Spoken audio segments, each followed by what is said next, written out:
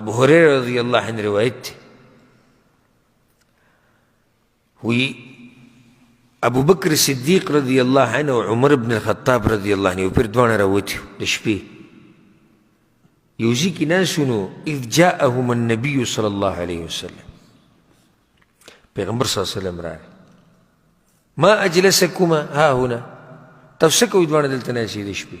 یو روایت کې راځي ما اخرجکما څه شی راویستي دا ټایم څه کوئ تاسو هغه وتې والذي بعثک بالحق اے دا اللہ پیغمبرہ قسم دی زمان پا آگا رب بانی چی تیرا لے گلے ما اخرجنا من بیوتنا الا الجوع منگ لوگی راویستیو وگی شیو و کور کی سنو دا خوراک نو منگوی چی بہر تبوزو لے چی مرگری خوالا بورو چی تبورو سب اخر خویا رسول اللہ تاسو سکوی دا ٹیم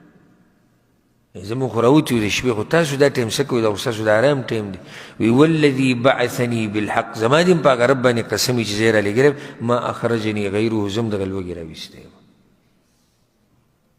یم پیغمبر صلی الله علیه وسلم هم وږی شوی نو کور کې څه نه و نو زه هم دغه لوږې راویستی یم ځئ چې ځو نو درې ونه روان شو د یو انصاري کور ته ورلو دا قصه د ابو ایوب انصاري رضان سره هم راغلې ده چې دوی کله ورلو ورې وټکو ښځې اواز وکړو پیغمبر صلی الله علیه وسلم ورته این فلان پلانی چېرته تللی خاوند یې ورته یاد کړو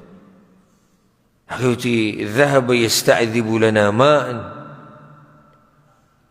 یا رسول الله خو تللی اوبه راوړي موږ له او پخی راغلی او سمه خوشحاله په دې کې چې ګوري نو هغه د کور هغه مالک دی د ښځې هغه خاوند راغی اوبه را اخیستي دي او را روان دي چې څنګه پیغمبر صلی الله علیه وسلم ولیدو او هغه اوبه یې کېښودې هغه لوښی یې کېښود او را منډې کړې مرحبا مرحبا په خیر راغلې په خیر راغلې څه درانه مېلمانه وي نن راغلي دي او ځکه د ځمکې په دې مخ باندې درانه مېلمانه هغه دا دي پیغمبر صلی الله علیه وسلم په دې کې مېلمه دی او بیا ابو بکر او بیا عمر رضی الله عنهما نو پیغمبرانو کې غوره پیغمبر زمونږ پیغمبر صلی الله علیه وسلم دی بیا به پیغمبرانو پسې غوره انسان ابو بکر صدیق دی بیا په هغه پسې غوره انسان عمر بن خطاب دی او چې دا درېونه د چا میلمانه شي نو د څومره اوچت انسان دی نو هغه سم خوشحاله شو سم خوشحاله شو او په خیر راغلی او راځئ دننه یې بوتلو نو د هغه وخته پورې چې کله پیغمبر صلی الله علیه وسلم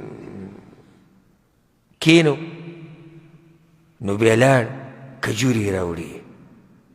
هغه پیغمبر صلی الله علیه وسلم ته کېښودې چې پکې مصروفه شي بیا چاړه راواخېسته څاروی یې لاله نو پیغمبر صلی الله علیه وسلم ورته ایاک والحلوب هغه څاروی ګورې حلال نه کړي چې تاسو ترې پیس کوي تاسو ترې پیدا اخلئ هغه حلال نه کړي هغه ولې یو څاروی حلال کړو او بیا هغه غوښه مزېداره پخه کړه او راوړی پیغمبر صلی الله علیه وسلم ته یې کېښوده او یخې اوبه مزېدارې پیغمبر صلی الله علیه وسلم ښه وخوړه ابو بکر صدیق وخوړه عمر بن خطاب وخوړه یو روایت کې داسې هم راځي الله اکبر د هغوی ژوند داسې وګوره او زموږ د ناشکرۍ ته وګوره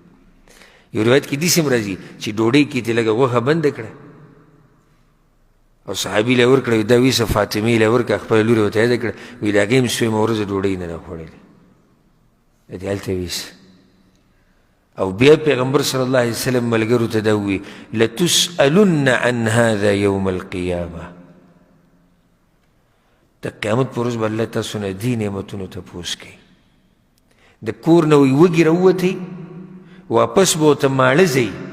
دا هغه نعیم دی فهذا من النعیم دا نعمتونه دي او د دې نعمتونو به الله تپوس کوي